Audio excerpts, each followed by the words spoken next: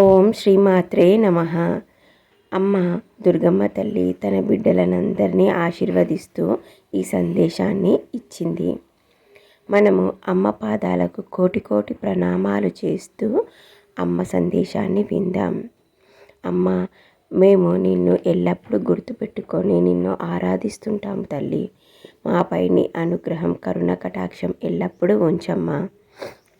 అమ్మ తన ప్రియమైన బిడ్డల కోసం ఈ సందేశాన్ని పంపించింది.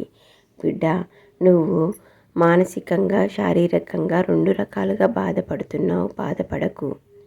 నీవు డబ్బుల కోసం ఎంతో ఇబ్బంది పడుతున్నావు. కానీ నువ్వు భయపడకు. నీకు డబ్బులు వచ్చే మార్గాన్ని నేను చూపిస్తాను. అలాగే శరీరపరంగా కూడా బాధల నుండి నువ్వు దూరమయ్యే విధంగా నీకు నేను చేస్తాను. నువ్వు ఎలాంటి ఇబ్బంది పడకు. నా కరుణ కటాక్షాలు ఎల్లప్పుడూ మీపై ఉంటాయి. నా శక్తి, అనుగ్రహం మీకు ఎల్లప్పుడూ నేను చూపిస్తూనే ఉంటాను. మీరు పడే ప్రతి ఇబ్బంది నుంచి నేను మిమ్మల్ని బయటికి పడవేస్తాను.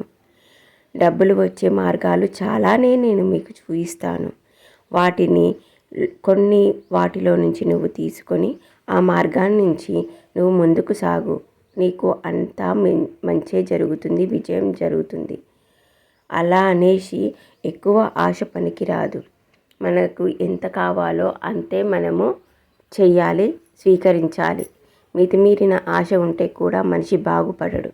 అది గుర్తుకు పెట్టుకోండి. అలాగే నీ జీవితంలోకి మంచి రాబోతుంది, స్వచ్ఛమైన ప్రేమ రాబోతుంది. నువ్వు ఇంతకుముందుకు మీ ప్రేమ విషయంలో మోసపోయారు కదా. ఇప్పుడు అలాంటిది జరగదు. మీ ప్రేమని జాగ్రత్తగా చూసుకోండి. మీ చుట్టుపక్కల వాళ్ళు మిమ్మల్ని విడదీయడానికి ఎన్నో రకాలుగా ప్రయత్నాలు చేస్తూ ఉంటారు. మీరు జాగ్రత్తగా ఉండాలి.